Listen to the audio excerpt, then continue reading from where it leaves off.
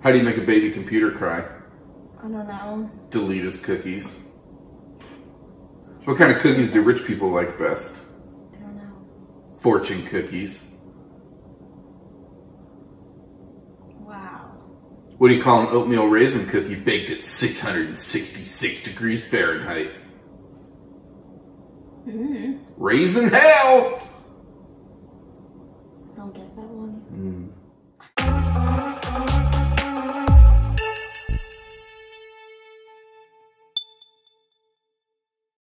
Welcome back to Doofus Proof. Today's episode, we're talking about our very secret family recipe that we cannot share with anyone, chocolate chip cookies.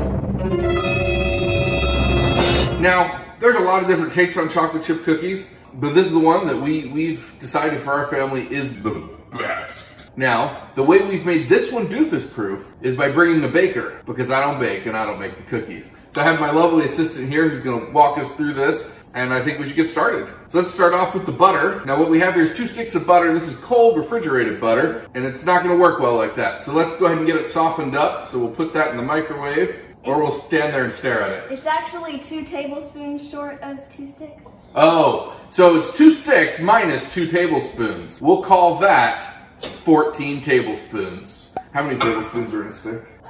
8. 14 tablespoons. Now, we're going to soften it in the microwave. There's many different ways to soften. Some people like to let it sit out at room temperature, and that's a great method, assuming you plan far enough ahead, which we never do. Some people like to keep it frozen, and then when they're ready, they just put it through a grater and get it all fine like that, and that's a great method if you want to get your hands all greasy and then bloody from the grater. So we found that microwaving works best. What time and power are we going at? 40 minutes at 40 minutes. So we're going to get this butter boiling and boiling. Seconds. Right, 40 seconds at 40% power. And that works really well. Now, the key to this is you don't want it melted. If you have melted butter in there, it makes your cookies flat. And much like other things, flat is bad. For example, tires. You don't want a flat tire. The earth, flat earth, that's a lie. Don't let anyone tell you otherwise. Flat soda, that's bad. So, we've got our perfectly softened butter. Let's cream this together with a couple other things. What do you think we should put in next? You put in the sugars. And how much sugar is that? A cup, I think. Yep. That is 1 cup of brown sugar. of light brown sugar. Now we went with 1 cup and then half a cup of white. That's what we go with. Some go 50-50. Some do just brown or just white. But this is what we go with. Next step, put them all together and cream it. The key is to get as much as you can on the counters and floors so that everyone knows you worked hard on these cookies. Because if you're too clean, they'll think you bought it from a store. But when they walk in and there's butter and sugar and everything on the ceiling and walls, they know you've been working hard for them. Because the #1 ingredient that we don't have pre-measured is love. Little technical difficulties. Yeah, the beaters were put in wrong. So tip 2 to Doofus Proof is check your equipment before you get going. Would you like me to give it a try? No, we're good? We're good. Now we're cooking with beaters.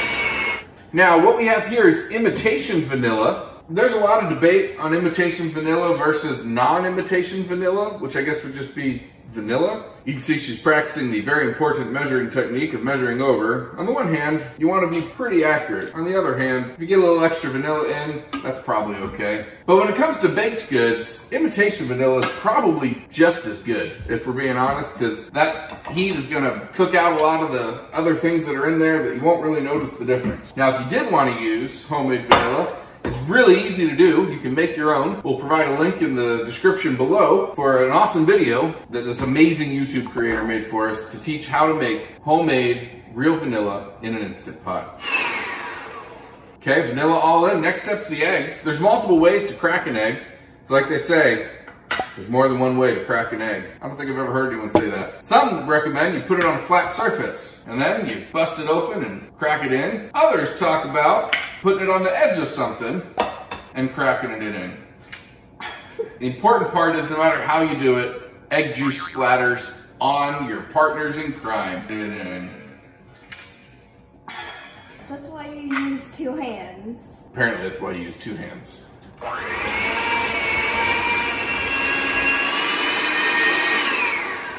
At this point, you want to make sure everything's together, so you go ahead and scrape the sides down with a blue spatula. The important is it has to be blue, because when you're making cookies, you want them to be blue ribbon cookies. You want them to win first prize at the county fair. And nothing says first prize like the color blue. All right, we've got all our wet ingredients creamed together. Now comes the dry ingredients. We have pre-measured out here some flour. This is, how much flour is it? 2.5 cups. 2.5 cups, and what's that in grams?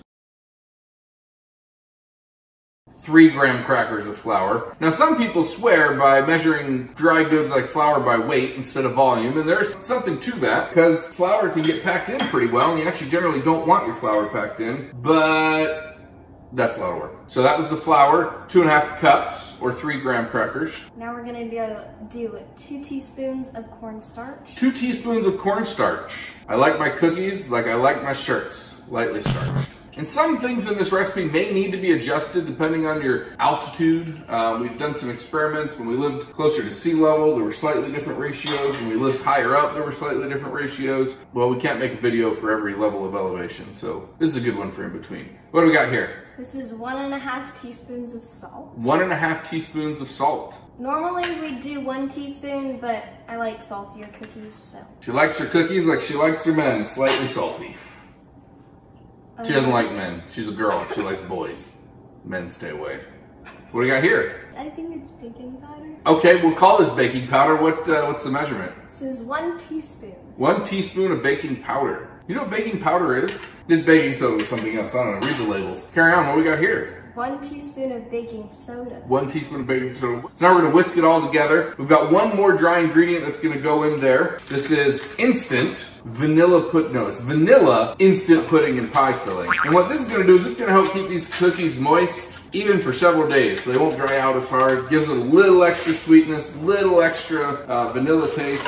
It is important that you use instant vanilla. If you go to the cook and serve stuff, it's a total fail. We've been there, we've done that. You don't need to repeat our mistakes. We did it for you. All right, so we got all our dries together, our wets together, and now we're gonna combine them.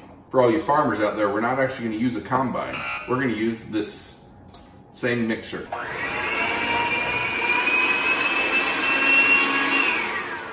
You'll notice we're doing these in batches, well, 2 batches. You don't want it to go in all at once, and then it might be too hard to mix and it won't incorporate well. And you don't want to make a powder volcano. It's gone turbo! Isn't that when it leaves its game? I think you go turbo, you leave your game. That's where I get wrong Oh, yeah. I haven't seen that in so long. Mom doesn't let us watch it because it's too scary. Too scary. Giant bugs. Yeah. The pinches. Okay, we ready for the final ingredient? Sure. Okay, the final ingredient we have pre-measured here is 2 cups of chocolate. Now what we have here is a mixture. Some of this is good old semi-sweet, can't go wrong with semi-sweet, but there's also some milk in here because I like my cookies like I like my women. Sweet and also bitter.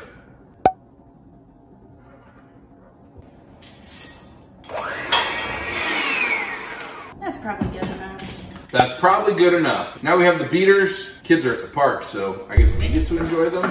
I don't know, we'll see. I mean, you should not eat raw cookie dough. The flour, the eggs, there's things in there that could kill you. How are we gonna measure them out? You just kind of eyeball it. Although Okay. this is where you normally wash your hands again, because otherwise it's just...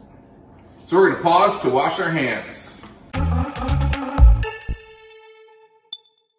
All right, so we'll grab a little bit. You wanna give these room. Mounding them up a little bit, not flattening them down. They'll flatten down on their own and that'll leave a nice mound in the middle. You don't wanna overcrowd your pan, otherwise your cookies will all come together and that's called a sheet cookie. And that's a different thing. We probably won't make that video. But maybe one day we'll make this cool video of this stuff. It's like brownies with cookies where the cookie bubbles up. Or you drop the brownies in, one of the two. Maybe we'll do that in the future. All right, there's one pan down. We'll put this one over here. We'll get her to work a little faster. As you can see, I did my pan already. As you're building your pans, you might need to take a look as you get through it and decide exactly how many you want. I think we originally started with 8 on a pan. We're finding out that we might have just enough to do 9 on a pan and still keep them pretty well spaced. You'll notice the stagger pattern that she's doing there. Very fancy. Very fancy. It's exceptionally fancy. So we'll make one last cookie out of what's left. And if there's a little left in the end, bonus for the trash can, because we don't eat raw cookie dough, because Salmonella, E. coli, Klebsiella, I'm just gonna keep naming bugs. stink bugs, June bugs, wasps, murder hornets. This one's gonna be way too crowded, but well. All right, so we have them all ready. We've got our oven behind us, preheating at 350 degrees. How long are we gonna put them in for? 9 minutes. We're gonna start at 9 minutes and take a look. We want them to be a little bit cracked, but still pretty pale, right?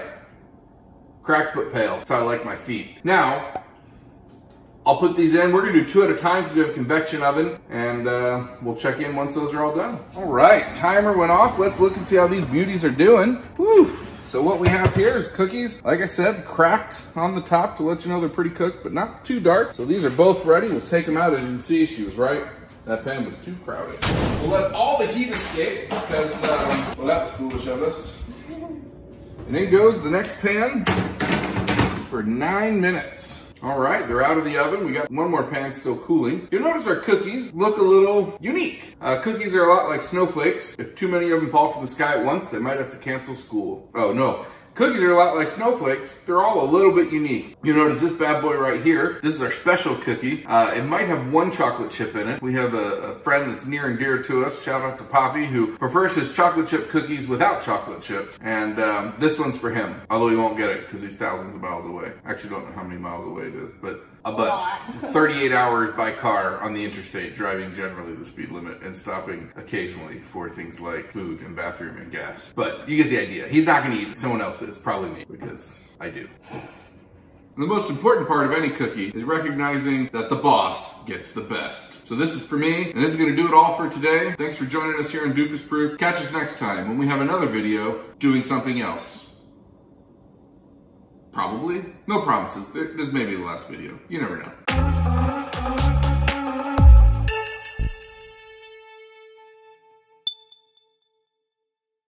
You staying back there?